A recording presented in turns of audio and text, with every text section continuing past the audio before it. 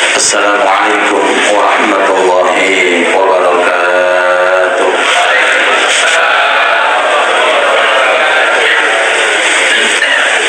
Alhamdulillah alladzi bi ni'matihi tatimmu shalihat. Wa sallallahu wa sallama ala habibina wa syafi'ina sayyidina wa maulana سيد السادات وعلى آله وأصحابه ومن تبعهم بإحسان إلى يوم الميقات وعلينا معهم وفيهم برحمتك يا أرحم الراحمين. Sarang-sarang bismillah ma sya'allah la yasuqul khair illallah. Bismillah ma sya'allah la yasrifu su'a illallah. Bismillah ma sya'allah ma kana min ni'matin fa min Allah. Bismillah ma sya'allah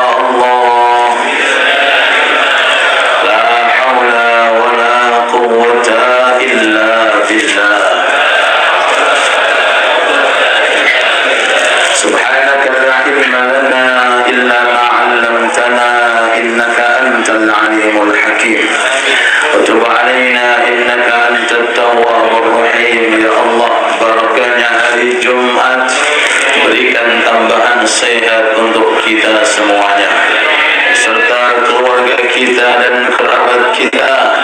Barakahnya hari Jumat, lapangkan rezeki kita semuanya, lancarkan usaha kita semuanya, wabil khusus para donatur. Ya Allah, berikan tambahan rezekinya, rezeki yang berkah, rezeki yang manfaat, dan barakahnya hari Jumat. Terimalah semua amalan-amalan kita ya Allah, dan wafatkan nanti insyaallah setelah bekal yang cukup dalam kondisi husnul khatimah. Amin ya rabbal alamin. Ya, kami muliakan para alim ulama, tokoh masyarakat. Kami muliakan sesepuh, kami muliakan seluruh pengurus takmir masjid maupun musola yang hadir, khususnya musola kita bersama, musola Al-Ikhlas. Mudah-mudahan tambah berkah, tambah makmur, tambah manfaat. Ini baru kemarin direnovasi, tapi sudah bukan cukup. Renovasi mau ditingkatkan. Mudah-mudahan berkah manfaat, amin. Dan tidak lupa kepada pengurus musola kita bersama, musola Al-Ikhlas, ketua, bendahara, sekretaris, seluruh para pengurus khusus yang hadir di tengah-tengah kita, Ustaz Hamdani. Mudah-mudahan semua para pengurus diberi tambahan sehat walafiat, dijadikan oleh Allah Subhanahu wa ta'ala semua hajatnya dikabulkan oleh Allah. Seluruh para takmir masjid musala, mudah-mudahan hajatnya dikabulkan oleh Allah. Dan tidak lupa kepada seluruh pengurus majelis taklim aliyah beserta para jamaahnya, semoga di surga kelak nanti berkumpul bersama-sama di Firdausul A'la bersama junjungan Nabi besar kita Muhammad sallallahu alaihi wasallam. Barakahnya salawat kita kepada beliau, amin ya rabbal alamin. Ma min musallimin yusallimu alayya illa raddallahu alayya ruhi hatta arudda alaihi salam. Dalam semua hadis sahih, Nabi kita Muhammad sallallahu alaihi wasallam memberikan trik dan teori kepada kita agar kita mudah dikenal Rasulullah. Gampang Rasulullah mengenal kita, mudah mudah bagi kita untuk dikenal oleh Rasulullah. Apa trik dan triknya? Yaitu dengan sering-sering kita bersolawat kepada beliau Nabi Muhammad sallallahu alaihi wasallam. Mana hadisnya dan dalilnya? Niki hadis sahih. Ma min musallimin, setiap kali ada orang bersolawat, siapa saja, laki-laki atau perempuan, di mana saja, baik di kota Arab atau baik di negara Arab atau di negara Indonesia, di mana saja, kapan saja, bebas, pagi, siang, sore, malam, yusallimu alayya, orang tersebut bersolawat kepada aku. Setiap kali ada orang bersolawat kepada beliau Nabi Muhammad sallallahu alaihi wasallam, illa raddallahu alayya ruhi, Allah Ta'ala mengembalikan ruhku ke jasadku. Untuk apa? Padahal rohnya beliau sudah diambil oleh Allah, lalu dikembalikan kapan? Ketika ada sholawat datang, ketika ada kiriman sholawat. Untuk apa? Hatta arudda alaihi salam, sampai kata beliau tujuan ruhku dikembalikan agar aku membalas sholawat orang yang bersolawat. Beruntung kita semuanya, alhamdulillah. Setiap kali majelis taklim aliyah yang diketuai oleh Pak Ahmadi, ada pembina atau memiliki Abah Fauzi, banyak sekali para pengurus, mudah-mudahan semuanya sehat walafiat. Tim Humas Abah Haris, ada Pak Rudi sekretaris, ada Kak bendahara ini. Alhamdulillah, setiap kali kita mau mengadakan majelis taklim, kita awali dengan sholawat kepada Nabi Muhammad sallallahu alaihi wasallam. Ini hadis yang saya sampaikan walaupun sekali, setiap kali sholawat datang dari orang-orang tertentu, rohnya Rasulullah dikembalikan, kemudian membalas sholawat. Di dalam syariat Islam disebutkan bahwa jawabi salam hukumnya wajib. Walaupun kadang-kadang jawabnya ada yang ngegep. Kenapa ngegep? Nah, setiap kali ada orang uluk salam kepada kita, maka wajib. Kalau tidak dijawab, hukumnya dosa. Siapa saja, baik itu yang kita kenal atau yang tidak kita kenal, satu RT dengan kita atau beda, satu majelis kita atau beda majelis, satu jamaah masjid musola atau beda. Setiap kali salam datang kepada kita, maka kita wajib menjawab, bahkan kalau kita dapat kiriman salam. Semisal, Pak, teman sampeyan kirim salam kepada sampeyan, dengan kita menjawab salam, alaika wa alaihi salam, alaika wa alaihi salam. Semoga sampeyan juga dapat selamat dan orang yang ngirimi salam juga dapat salam. Kalau laki-laki, kalau perempuan, jawabnya wa alaiki wa alaiha. Ulangi, kalau laki-laki alaika wa alaihi, kalau perempuan alaiki wa alaiha. Seandainya fulana dapat kiriman salam dari temannya fulana, maka si fulana yang dapat kiriman salam jawabnya wa alaiki karena perempuan, wa alaiha karena juga perempuan. Jangan dibalik, Pak, jangan dibalik. setiap kali ada salam maka wajib dibalas. Kalau tidak dibalas maka hukumnya dosa. Yang memberikan salam hukumnya sunnah, tapi yang menjawab salam hukumnya nopo? Kenapa wajib? Kenapa wajib? Karena kalau tidak dijawab, diduga-duga orang ini punya masalah. Ngomong, ketemu, mengucapkan assalamualaikum, kok menang berarti punya masalah. Buk dengki, buk iri, buk kurang mood, buk karena persaingan, Allah alam. Walaupun kita nggak boleh suul, tapi wajib dijawab setiap kali ada salam, bahkan melalui lisan, atau bahkan melalui kiriman, atau bahkan ketika kita dapat kiriman dari grup. Kalau kiriman itu pribadi untuk kita, maka wajib dijawab. Tapi kalau di grup cukup satu yang menjawab. Tapi kalau pribadi, kita selama kita tahu, usahakan dijawab. Walaupun cuma waalaikumsalam warahmatullahi wabarakatuh. Yang penting dijawab. Kalau di grup banyak orangnya, satu dari mereka sudah menjawab, maka sudah lepas yang namanya kewajiban. Ini hukum syariat yang ada.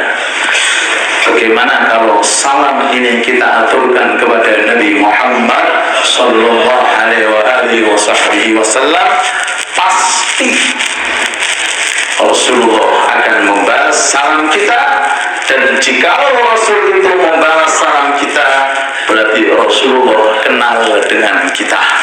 Kalau sudah kenal dengan kita, insya Allah di akhirat kita akan berjumpa dengan beliau Nabi Muhammad sallallahu alaihi wasallam untuk mendapatkan syafaat beliau, secara khusus syafaatul umma, yaitu syafaat yang menjadi harapan para malaikat, menjadi harapan para anbiya, para mursalin, menjadi harapan para aulia, para salihin, yaitu syafaat yang diberikan oleh Allah khusus kepada Nabi Muhammad untuk menyelamatkan kegawatan dan kekhawatiran yang dialami oleh penduduk mahsyar. Mudah-mudahan Allah menjadikan kita umat beliau, umat yang dirahmati oleh Allah, dan mudah-mudahan kita di dunia bisa mengenalkan diri kita kepada Rasulullah, sehingga di akhirat kelak nanti kita dikenal oleh Nabi Muhammad.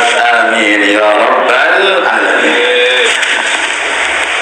Hadirin hadirat yang dirahmati Allah subhanahu wa ta'ala, pembahasan yang ingin saya sampaikan memiliki adalah jenis ibadah. Itu ada yang bersifat ibadah badaniyah, ada yang bersifat ibadah maliyah, ada yang bersifat badaniyah dan maliyah. Maksudnya apa?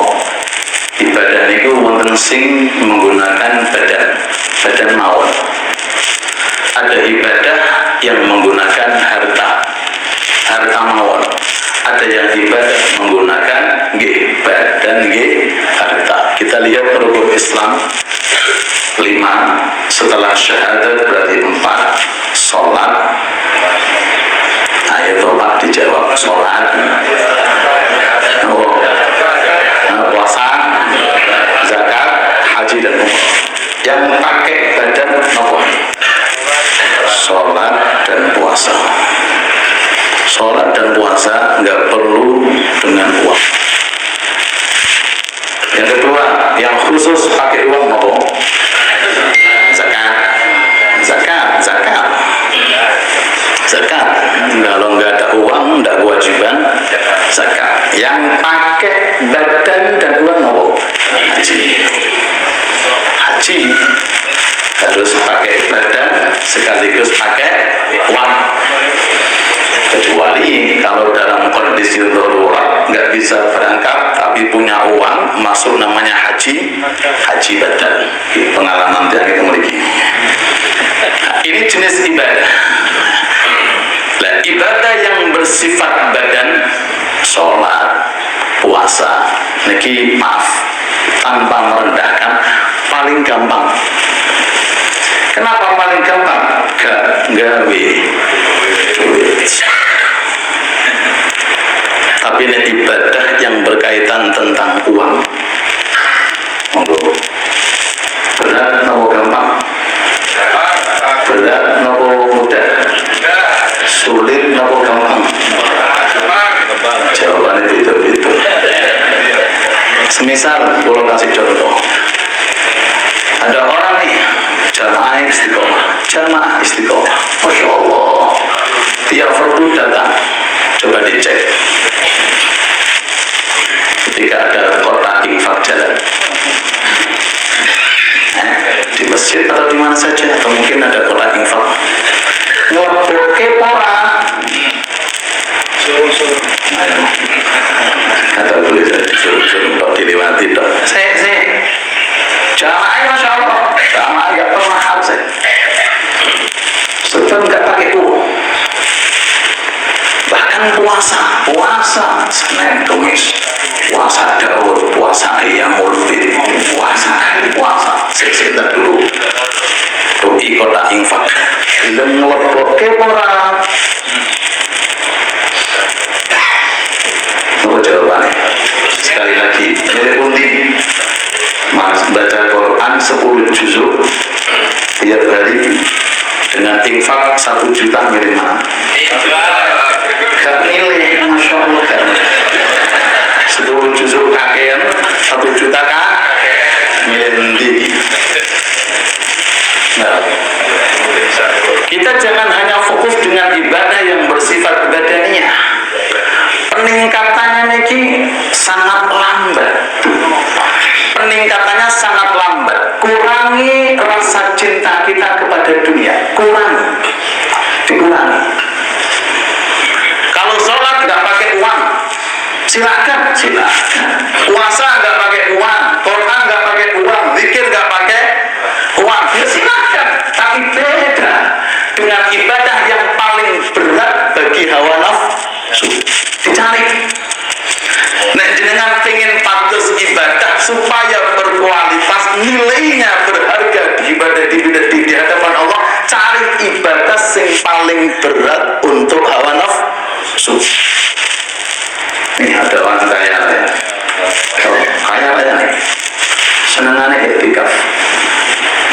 Kenapa? Menghindari sedekah. Tentang orang dulu berdua, mana bapak iktikaf? Mulai subuh sampai dulu gak mulai. Apa tujuannya? Biar tidak mengeluarkan uang. Sekali lagi, cari ibadah yang paling berat untuk nafsu itu apa? Tanpa merendahkan semuanya ibadah itu amal soleh, tergantung daripada niatnya. Innamal a'malu binniyat, tetap mendapatkan pahala, tetap mendapatkan ganjaran. Tapi bagi orang-orang khusus, sekali lagi, bagi orang-orang khusus, ibadahnya pun juga secara khusus. Seperti orang kaya raya tadi saya sampaikan, Pak, gak usah etika. Hari sholat mulai bagi-bagi duit. Jenengan bagi-bagi duit lebih utama daripada etika mulai fajr sampai duhur. Kenapa? Manfaatnya etika untuk siapa? Jenengan. Dan duit itu yang nasibnya. Apalagi sekarang zaman banjir lagi, mungkin jenengan gak ada channel untuk bisa bantu mereka, monggo. Berapa jiwa sudah meninggal dunia, mudah-mudahan termasuk golongan mati syahid yang terjadi banjir karena tenggelam itu statusnya mati syahid, cuma syahid akhirat, bukan syahid dunia. Syahid akhirat artinya ketika di padang mahsyar kumpuli dengan orang-orang yang mati syahid. Kalau di dunia tidak termasuk syahid, tetap dimandikan, tetap dimandikan, tetap juga dirupuk. tetap disolati, tetap dimandikan karena urusan dunia bukan syahid sebab tidak mati dalam kondisi perang, tapi status hukumnya di akhirat adalah mati syahid. Pilih jenengan lihat di YouTube mungkin atau apa mungkin dengan ikhtiar kita, otomatis kita dengan hati-hati kita mungkin ada rekening milik siapa atau mungkin bantuan yang bisa kita kirimkan. Ini termasuk jenis ibadah yang paling afdal. Nabi Muhammad sallallahu alaihi wasallam bersabda, "Shallu ala Nabi Muhammad." Man tasaddaqa faqad fakka lahyai sab'ina syaitan. Man tasaddaqa, barang siapa yang bersedekah. Sedekah, kata-kata sedekah tidak harus banyak, walaupun cuma 1 juta. Banyak itu Ustaz. Man tasaddaqa, barang siapa yang sedekah permen untuk anak kecil atau nasi apa Ustaz? Nasi biasanya nasi apa Pak biasanya? Semoga rezekinya berkah. Kita doakan mudah-mudahan para donatur khusus yang menggalang dana mudah-mudahan sehat walafiat, amin ya rabbal. Dalam niki mulai grup ini musola subhanallah. Niki tiangnya singgah dana niki tiangnya. Masya Allah, alhamdulillah terlaksananya dengan para pengurus sedanten, bapak ketua sedanten. Subhanallah, dikasih kemudahan oleh Allah Subhanahu wa ta'ala. Mudah-mudahan berkah manfaat, amin.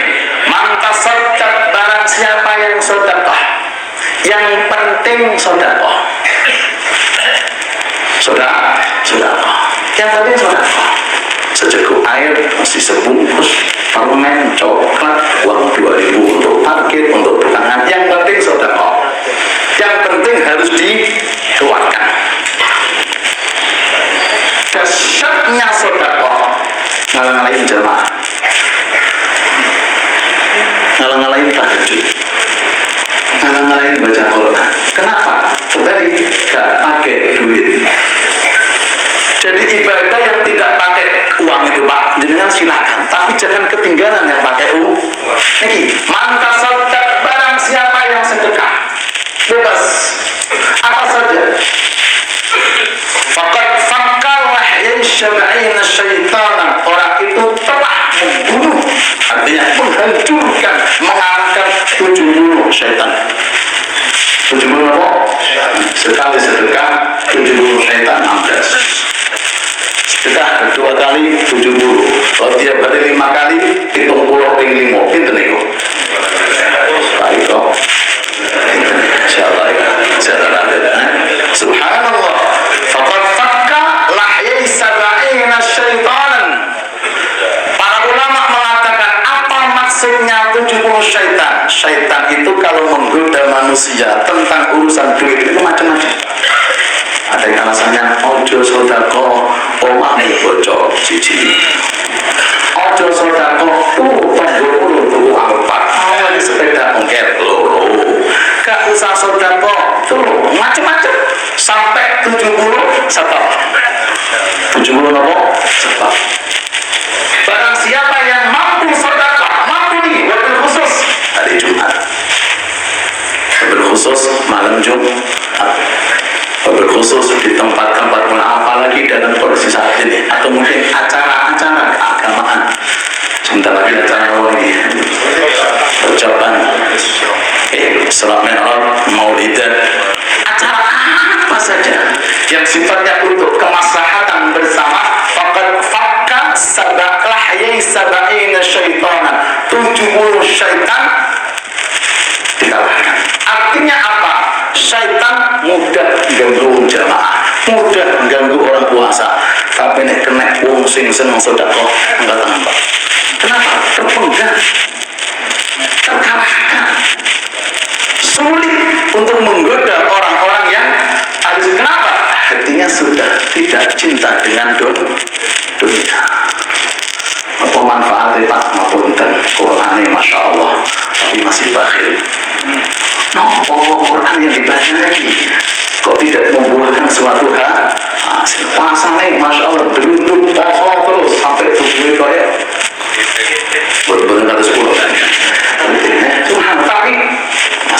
jahil, masih kikir, berarti masih cinta dengan yang namanya dunia. Nah, disinilah syaitan akan mudah menggoda. Kalau dalam tubuh manusia masih ada hubbud dunia, cinta dengan dunia, suatu saat pasti akan digoda oleh syaitan. Kadang-kadang orang ahli jamaah tapi masih belum bisa rukun dengan adik kakaknya. Kenapa? Urusannya duit, warisan, sendok melengkung diurus, sendok melengkung tak gak terima. Pada ahli jamaah dunia ini masih katut. Tahajudnya dia malam tahajud, tapi masih kadang-kadang ada gesekan dengan tetangganya. Kenapa? Masa lapar. Kembali dunia. Hubbud dunia raksu kulli khati'ah. Sumbernya kesalahan, sumbernya kemaksiatan, sumbernya malapetaka cinta dunia. Maaf, ribuan maaf. Kenapa ada banjir? Kenapa ada banjir? Kenapa?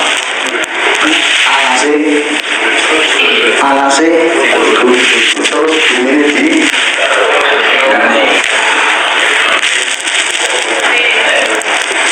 Dhaharal fasadu fil barri wal bahri bima kasabat aydin nas. Bima kasabat aydin nas. Allah yang mengatakan, lihat ada kerusakan di permukaan bumi ini, di atas daratan atau di atas laut. Apa kata Allah? Bima kasabat. Sebab Allah tangan jahil-jahil orang-orang yang tidak bertanggung jawab. Ya, oke. Sahabat Abu Bakar Siddiq punya makna khusus. Insyaallah.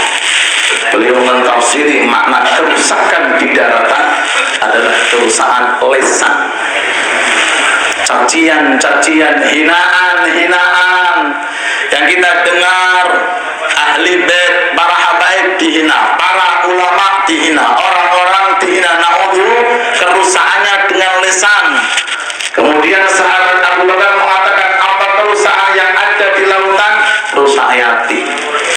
Banyak dengki, banyak hasud, banyak suudzon. Naudzubillah bima kasabat aydin nas. Maka oleh sebab itu, ayo kita manfaatkan. Kalau kita ada sedikit uang, sedikit atau banyak nih? Banyak atau sedikit? Banyak uang, amin Allahumma.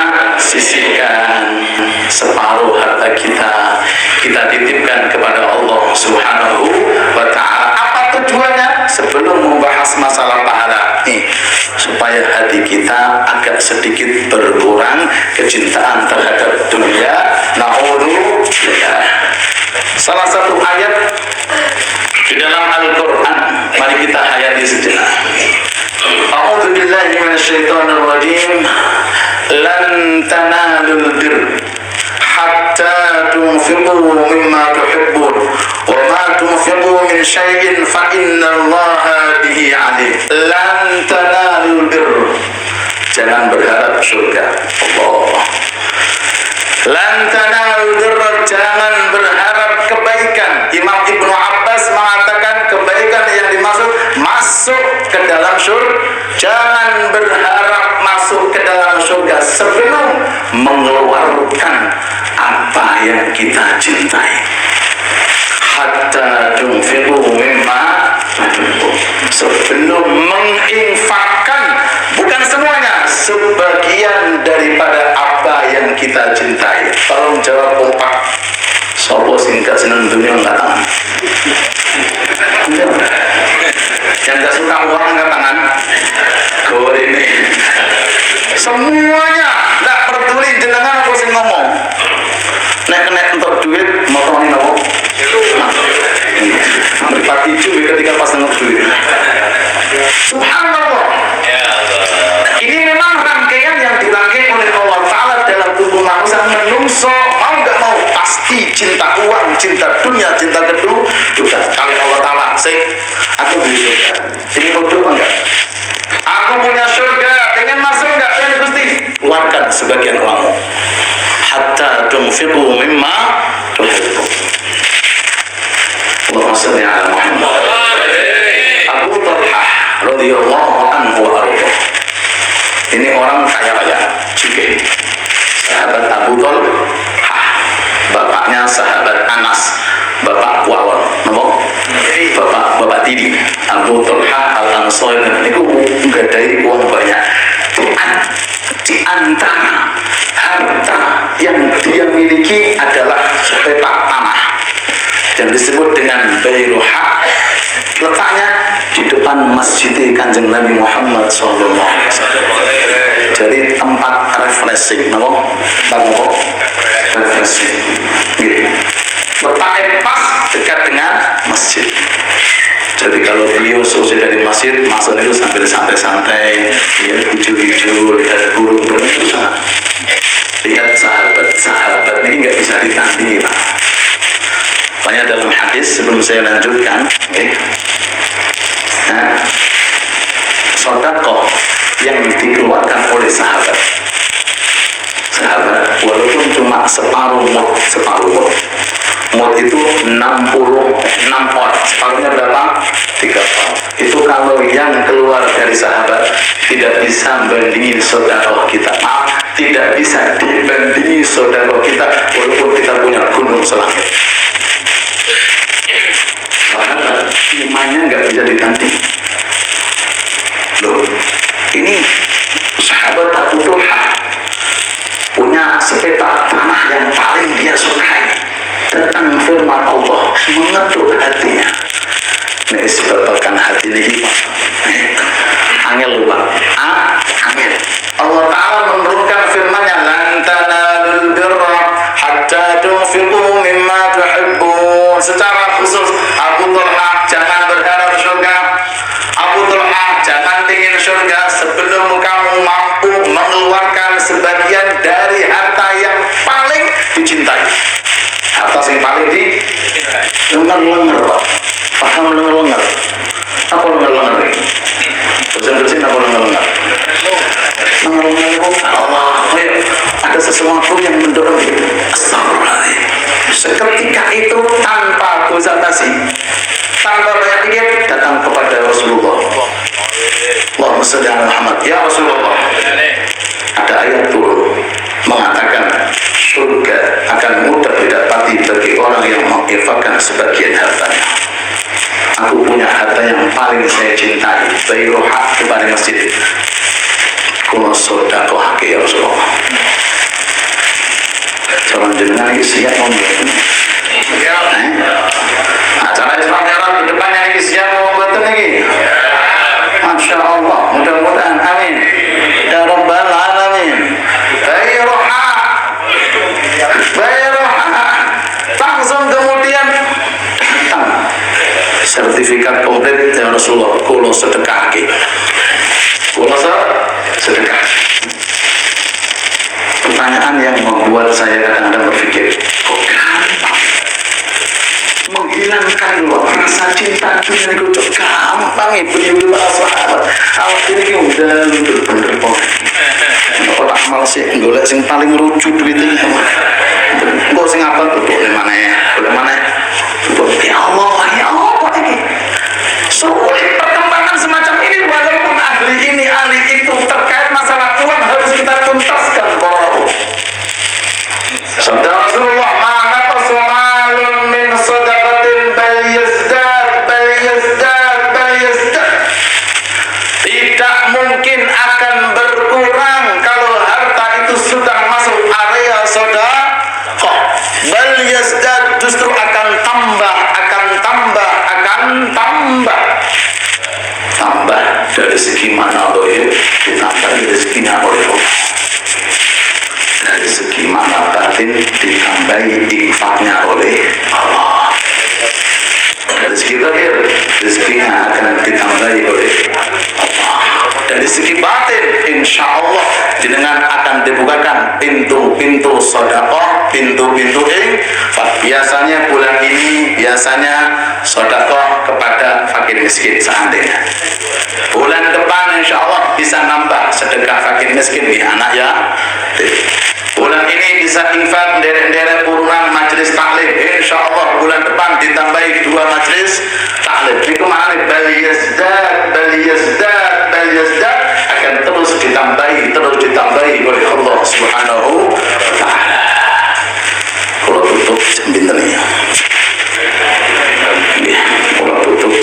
menit, ada cerita unik, mohon didengarkan.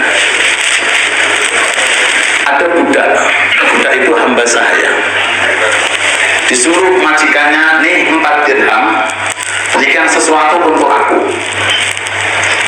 Berangkat budaknya ini dengan membawa 4 nopo. Berjalan, di tengah perjalanan ada majelis besar milik ulama besar namanya Mansur bin Ammar, ulama besar, wali min auliyaillah. Si budak ini berhenti sejenak, kemudian masuk.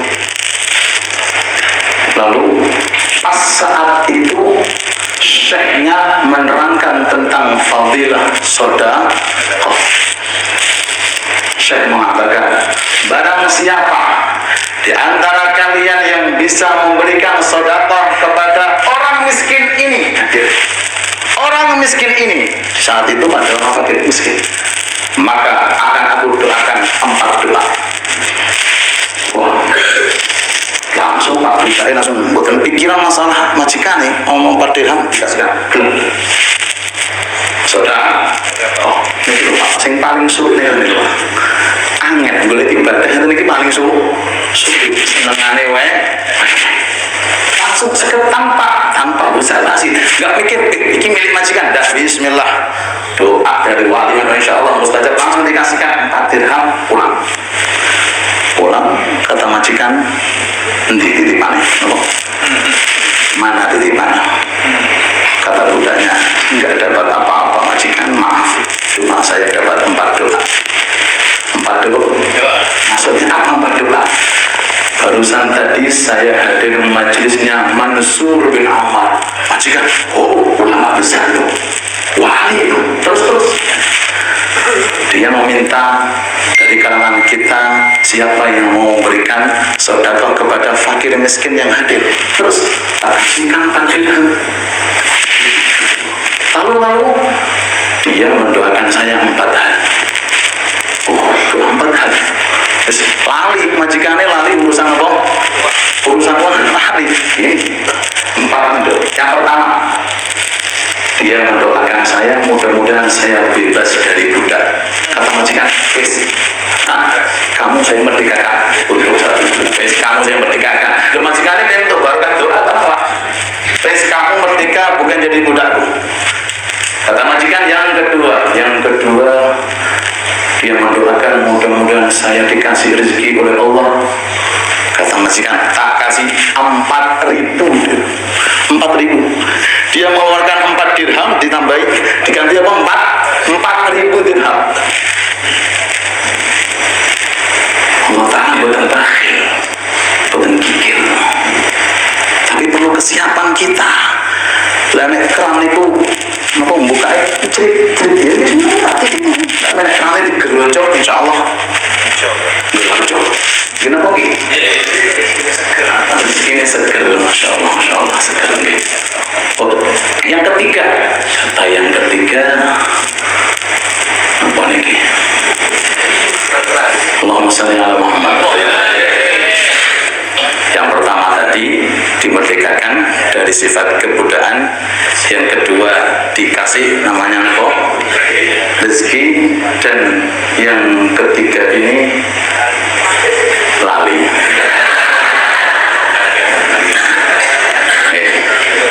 Yang keempat ini kita lanjutin dulu. Yang keempat, mudah-mudahan saya jenengan dan kaum yang hadir saat itu dosanya diampuni oleh Allah, diampuni oleh Allah. Kata majikannya, ini urusannya Allah ya, bukan urusan dia. Walaupun dia alim, kok bisa menentukan?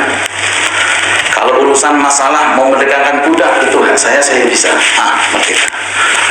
Urusan masalah rezeki, insya Allah saya punya, saya bisa. Urusan pengampunan, kok gampangnya si wali mengatakan semacam itu? Oke, yang keempat ini aku masih ragu-ragu. Kata majikannya, tidur malam itu bermimpi seakan-akan datang suara mengatakan, hei majikan fulan, hei majikan fulan, apakah aku akan bakhil terhadap apa yang sudah engkau berikan kepada